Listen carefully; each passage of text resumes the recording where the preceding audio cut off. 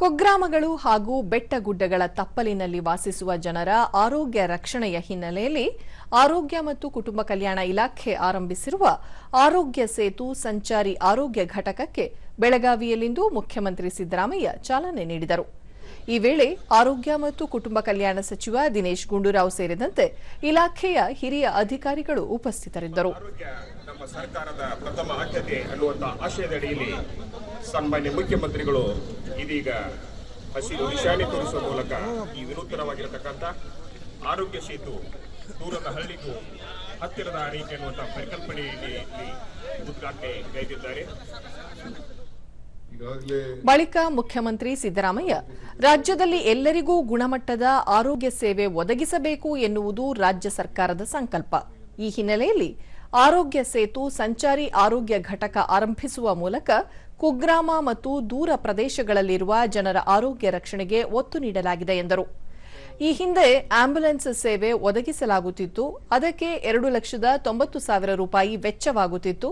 ಸಂಚಾರಿ ಸೇತು ಆರೋಗ್ಯ ಘಟಕ ಆರಂಭಿಸಿರುವುದರಿಂದ ಅರ್ಧದಷ್ಟು ಹಣ ಉಳಿತಾಯವಾಗಲಿದೆ. ಪ್ರತಿ ಘಟಕದಲ್ಲಿ ಒಬ್ಬ ವೈದ್ಯರು, ದಾದಿಯರು ಹಾಗೂ ತಂತ್ರಜ್ಞರು ಇರಲಿದ್ದು ಜನರ ಆರೋಗ್ಯ ರಕ್ಷಣೆಗೆ ಸಹಕಾರಿಯಾಗಲಿದೆ ಎಂದರು. 1,60,000 ರೂಪಾಯಿ ಖರ್ಚಾಗ್ತದೆ ಅಂದರೆ ಸುಮಾರು ಅರ್ಧದಷ್ಟು ಕಡಿಮೆ ಆಗ್ತದೆ ಖರ್ಚು.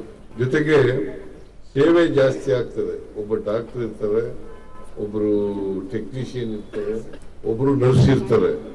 ಮತ್ತೆ ತಪಾಸಣೆ ಮಾಡ್ತಕ್ಕಂಥದ್ದು ಕೂಡ ನಡೀತದೆ. ತಪಾಸಣೆ ಮಾಡಿ ಚಿಕಿತ್ಸೆ ಕೊಡ್ತಕ್ಕಂಥ ಕೆಲಸವನ್ನು ಕೂಡ ಮಾಡ್ತಾರೆ. ದಿನೇಶ್ ಗುಂಡೂರಾವ್ ಆರೋಗ್ಯ ಸೇತು ಸಂಚಾರಿ ಆರೋಗ್ಯ ಘಟಕಕ್ಕೆ ವಾರ್ಷಿಕ 17 ಕೋಟಿ ರೂಪಾಯಿ ವೆಚ್ಚವಾಗಲಿದ್ದು 81 ವಾಹನಗಳನ್ನು ಒದಗಿಸಲಾಗಿದೆ. ದೂರದ ಗ್ರಾಮಗಳಲ್ಲಿ ಆರೋಗ್ಯ ಸೌಲಭ್ಯ ಒದಗಿಸುವುದು ಸರ್ಕಾರದ ಉದ್ದೇಶ ಎಂದರು. ರ್ಯಾಪಿಡ್ ಡಯಾಗ್ನೋಸ್ಟಿಕ್ ಕಿಟ್ಸ್ ಕೂಡ ಕೊಟ್ಟಿರ್ತೀವಿ. ಏನೇನು ಅಲ್ಲೇ ಪರಿಶೀಲನೆ ಮಾಡ್ತಕ್ಕಂಥದ್ದು ಕೂಡ ಮಾಡ್ತೀವಿ.